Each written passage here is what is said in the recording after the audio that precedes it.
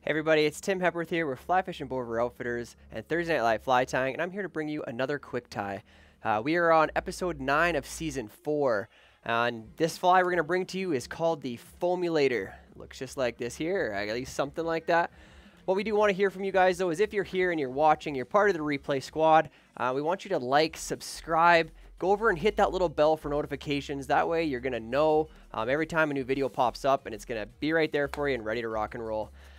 Let's head on over to our kit here. This is our Season 4 kit. If you don't already have one of these, you can head over to www.flyfishingbover.com/TNL-S4 and grab yours today. Go ahead, open it up. We're going to grab our Season 4, Episode 9. If you flip it over, you're going to see 2 different patterns in the back. We're going to grab the one with the foam, the yellow foam. Let's head on over to the vise and get started. So we're tying this on a quite a large size hook for this fly, a little bit bigger than normal. Makes it a little easier to work with and to learn this pattern. Also very effective on lots of waters, as we got lots of stoneflies, which this is going to do a good job of imitating. For thread tonight, I'm coming in here with a tan colored UTC 140. I want something a little bit bigger as to not cut the foam when I'm working with it. First thing I'm going to do is start my thread a little ways behind the eye, grab my scissors, trim off that tag, then lay a nice little thread base down, way back into the bend. The first material we're going to put in there is this little clump of deer hair that you're going to have in your kit. It looks just like this. Okay, we want to take just a little pinch, nothing too crazy. Maybe somewhere in that kind of amount. We are going to stack it as this is going to be our tail. So I'm going to go in, trim it off the patch. I'm going to first off grab and clean out any little bit of under fur that's in there. Then I'm going to head on over to my hair stacker, stick it in there, give it a couple wraps. I'm going to pull it off so that it's pointed back down the fly, and there you see my tips are nice and aligned. I'm going to go ahead and grab those. And now I'm going to make a tail sitting off the back of this fly that's about equal in length as from the bar or from the point of the hook to the shaft. So if I take that measurement there, I lay that off the back. I'll switch my fingers over. I do a nice little gathering wrap, get a hold of it. And I don't really want to flare this hair a ton. So you see I didn't put a ton of pressure or try to flare it right off the hop. Once I get farther down here, I can put some more pressure on. Then I'm going to work my way back up. And when I get up into that hair again, I can decide by how hard I pull if I want to flare it or not. So if I pull harder, it's going to flare. If I let off tension, it comes back down. I don't want this to be super flared, mild flare only. So I'm going to leave it right about like that. I'm going to come in here and trim out any of that little bit of extra hair. We'll be putting lots of other stuff down on top of that. I'm going to bring my thread right back to the hair again. Next material we're going to go in there with, if you grab out of your kit, you got this piece of yellow foam. So we need to trim that foam so it's about that same hook gap and width. So if I look at it there, this is pretty darn close. I'm going to take just a little bit of a trim off of it to thin it up just a smidge. And we're going to need this to be kind of kept in full length at the start until we get to trimming. So roughly that length. Let's check it again. That's perfect. Now what I'm going to do at the end here is I'm going to trim a little point onto the end of this. So I'm going to come in here like this. Trim that like so. Okay. Now I'm going to lay that so it extends right to the back of that hair. Okay. Switch my hands over. Do a nice gathering wrap to get that secured right on top of the hook shank. Put a few thread wraps down so I know it's not going anywhere. And that's what it's going to look like from on top. And from the bottom, you can see there, that hair is just peeking out underneath. Okay. Now from here, I'm going to pull this back, put a couple more thread wraps in.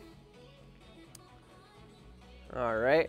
Now we're going to go over to our kit, and we're going to find you have a little bit of wire in there. So it's going to be some bronze colored or copper colored wire in a size small. Going to look just like this. Okay. We are going to use this to secure our hackle. When we tie this as a traditional stimulator, we're going to start the hackle at the front of the hook and bring it towards the back.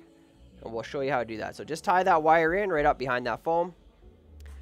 And now in your kit, we gave you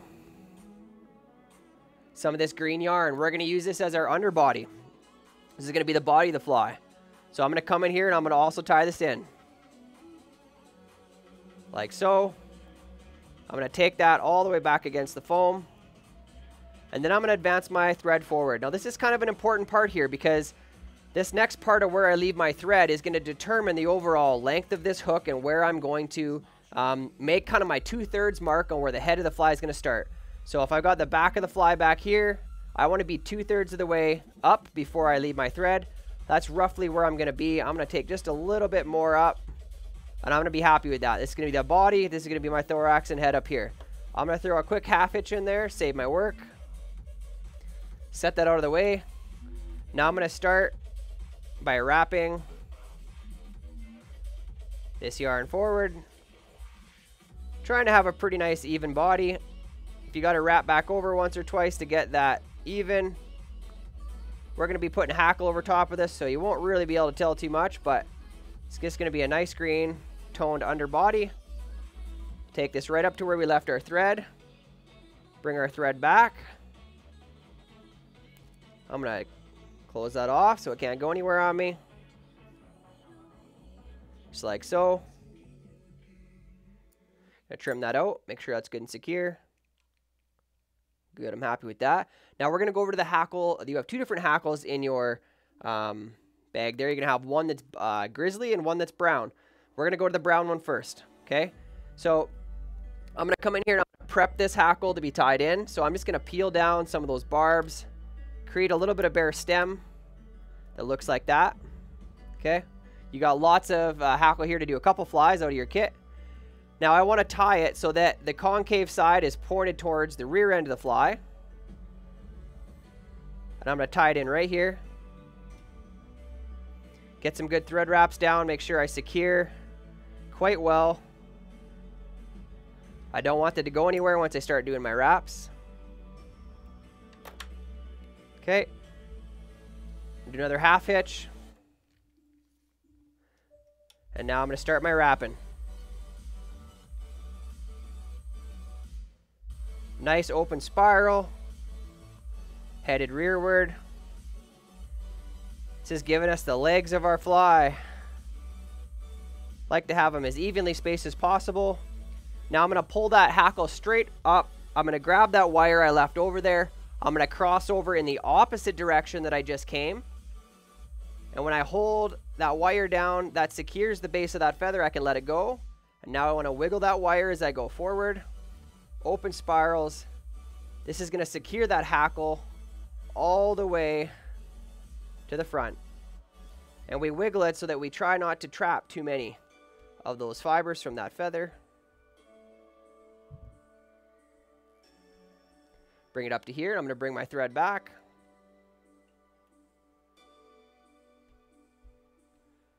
I'm going to lock off that wire so it can't go anywhere. And go ahead and either trim out or helicopter off that wire. You got enough to do another fly there. Set that aside. Come in here and carefully trim out that piece of brown hackle. Now what I'm going to do from here, guys, I'm going to come in with my scissors and I'm actually going to trim off all this top stuff. We don't need it. We're going to cover it up. So I'm just trimming that so it looks flat like that. Okay.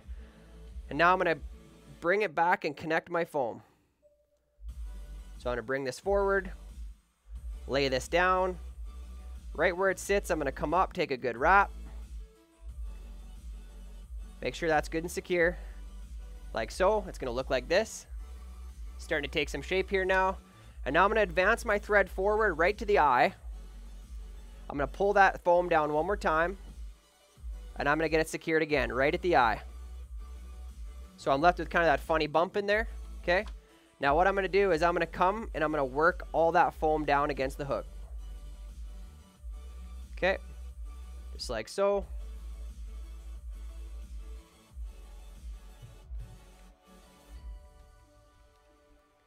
Just like that. And now I am going to trim this off. I'm not going to trim it super close right now. I'm going to shape it a little bit in a little while. Just leave a little bit of a tag like so. And now we're going to come in, put in our next material. That's going to be our flash. We got some crystal flash here, okay? I'm going to take it and fold it over. One big long strand folded over. I'm going to cut it in half. once. I'm going to fold it over again and do the exact same thing one more time, kind of even up those tips roughly, and cut it in half again. So I'm going to have a total of 8 strands when I fold this over again. Okay, so I'm going to tie this in just like here. Not too worried about the length at the moment. I'm going to fold that over. Have it hanging out the back of the fly. Just like so. And then I'm going to come in here with my scissors. I'm going to trim it to length. So I want it to trim it right to the back of the fly. Just like so. Now you've got some other deer hair in there. Not that smaller stuff, but the little bit longer stuff. What I want you to do is I want you to go in there and take off a pretty good clump. Nothing crazy big. Definitely less than a pencil width. And I want you to clean all that under fur. If you got a comb or something, give it a good cleaning. We don't want any of that stuff in there. Just like so. Now I'm going to grab my hair stacker again. I'm going to use my little bit bigger hair stacker. Just because it's a little longer hair. Stack that up. Pull that out. Gonna take a look. I've still got a little bit too much hair here. So I'm going to pull a little bit more out. I want about a half a pencil width here, guys, what I'm going to be working with. Now that I've got the amount that I like, I'm going to come in here. I'm going to sit it so that it extends right to the back of the fly once again. Bring my hands back. Now it's important on this first one, we don't pull too hard because I don't want to flare it right away. So I'm just putting a little tension, then I'm going to work my thread through some of the butts. And as I pull on the butts, it's going to flare the butts up and allow me to get them locked in. The old elk hair caddis trick. Then I'm going to come in while I'm still holding these down so I don't get them confused when I'm trimming. I'm going to trim out all those till they're pretty short, and then just work some wraps in to compress them. So it looks something like that. If I got any hairs that I need to fix up still, get those out of the way. And now I want that hair to not have gone around the hook shank. I want it to have stayed right up on top like it did. Just like so. I don't want it to go anywhere. Next thing we're going to do here, guys, we're going to grab some of the legs. So you got some just regular old white rubber legs in there. What I'm going to do is I'm just going to split those in half. So I just got one strand. I'm going to double it over. And I'm going to trim it. Like so. And now I'm going to tie these in. Right actually on top. Kind of right in the middle of them. So they're halfway. Equal length on both sides. Take a couple wraps. Pull a little bit of tension. And I can pull them around to their respective sides. Make sure I got equal amount going off the front and the back. So it's going to look like that. And then maybe take an extra wrap to make sure they're good and secure. Remember not to pull too hard or we'll just keep flaring that there, and we don't want to do that either. Okay, guys, there's a lot of materials here, but stick with me. We're going to stick in the next one. We're going to put a little parapost in. Not necessarily super essential, but it will help in seeing this fly. So I'm going to bring this parapost doubled over on my thread, and I'll put it right up against that hair. Now we're going to put a lot of other materials in here still. It's going to kind of hold it back and out of the way. So for now, I'm just going to leave it a little bit long. It's going to look silly until I trim it, but just leave it like so. Okay. Now, we're going to head on over to that grizzly barred hackle. This is going to be the next thing we're going to put in here. Okay. So again, like we prepped the last one, we're going to prep this one, pull some of the fibers off. This time I want to put the concave again up against the back. And when I tie this in, I'm going to tie it in right up against that parapost and where I tied in those rubber legs. Really important to get this one locked in. So I'm going to pull those legs back and I'm going to grab that stem with my thread. Make sure that's locked all the way down to the eye. And then come back up. Okay? So now I've got my hackle in, I've got my legs in, I got my parapost in. Stick with me. We're almost to the end of this fly. I'm going to bring my thread back up to the tie-in and I'm going to be adding some dubbing now. Okay? So you got some orange dubbing in there, some really nice bright orange dubbing. We're doing this as a kind of a traditional yellow Sally color with the orange dubbing at the front. I want you to take a pinch of that. Now we're going to put this on quite sparingly. Okay, so I'm making my dubbing noodle here. I'm going to make it quite thin. Doesn't have to have any specific taper. I just want it to be fairly thin so I don't overdo it. And make a fairly long strand. You can always pull this specific dubbing off quite easily. And I'd rather have to not put it on again as I get going, which I normally underdo it and end up putting it on anyways. But that's okay. And now that I got some dubbing on, I'm going to come up here, make sure I got those legs, I'm not binding down. I'm going to start taking some wraps. I want to split those legs, so I've done a few wraps in between where the legs are tied in. Maybe one more. I'm going to stop there. Stop while I'm ahead.